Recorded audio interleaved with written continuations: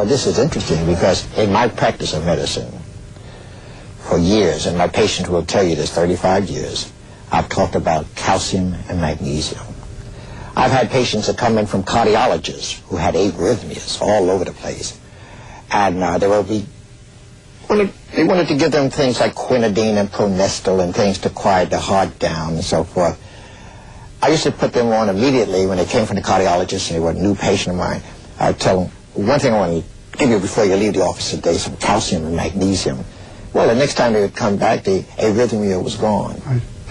No. Should we go into that? Sure. Okay. It probably in this particular case is due more to the magnesium than the calcium. Or maybe the right ratio is what you gave them, which was very important. Well, let's look at what magnesium does to the heart, which we didn't get into at all. Right. About 25 years ago, we published for the first time a paper in Science magazine, which, as you know, is one of the two leading journals in the world. Sure.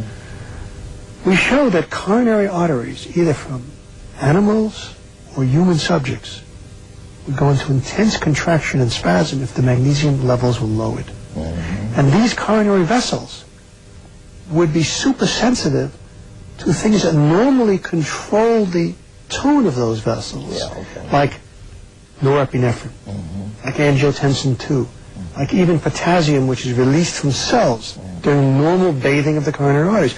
So these blood vessels in low magnesium environments had a tendency to be super sensitive and would go into hypercontraction if just a little bit of norepinephrine, just a little bit of angiotensin, which is adrenaline, or a little bit of potassium, which normally wouldn't do anything to these vessels, they would almost close them down under these low magnesium environments.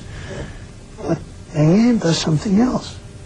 These arrhythmias that you talked about, magnesium restores normal electrical rhythm by acting on what we call calcium channels in the heart, by allowing less calcium to go in too fast into these channels, restoring rhythm and also controlling the potassium currents in these hearts and blood vessels. Yes, right. So the heart gets bathed better with blood, and we show that these hearts have more oxygen. In the presence of supernormal magnesium levels, the heart is better oxygenated. It has less stress. It's like the heart has received a beta-adrenergic blocking drug. The heart is doing better.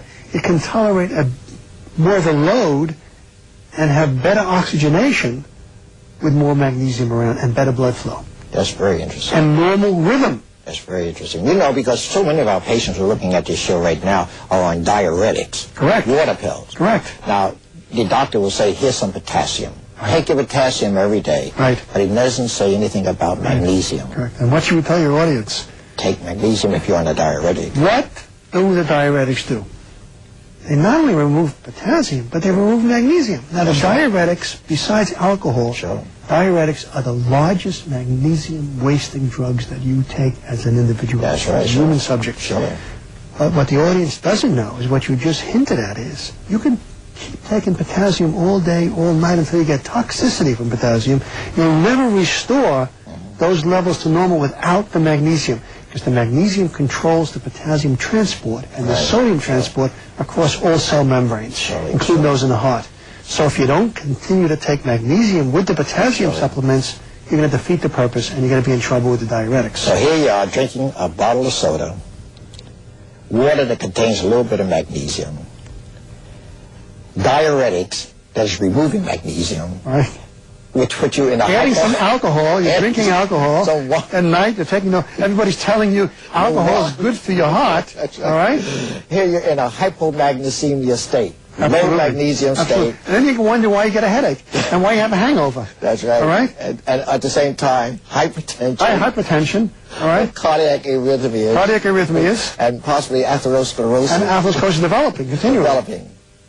Oh, unbelievable. It's unbelievable. And I know the audience watching this say this can't all be true, but it is. I'm afraid, audience, it's true. Now, audience out there, you hear your alcohol beverage people telling you that a couple of drinks or 3 drinks a day is good for you. Do not believe this. Please.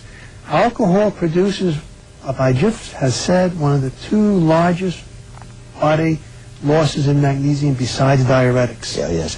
because it DTs. You know, What's the cure for DTs? What's magnesium? Magnesium. Sure, of course. How many young along with a little interns, B complex? how many young residents know this today? Sure.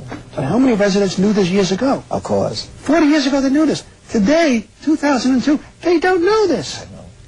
It's sad, and when you take the vitamins to complement the magnesium, that's another thing, become the vitamin deficiency and things like this, you know. Bueno, el doctor Altura nos ha mandado, creo que son 12 horas de grabación.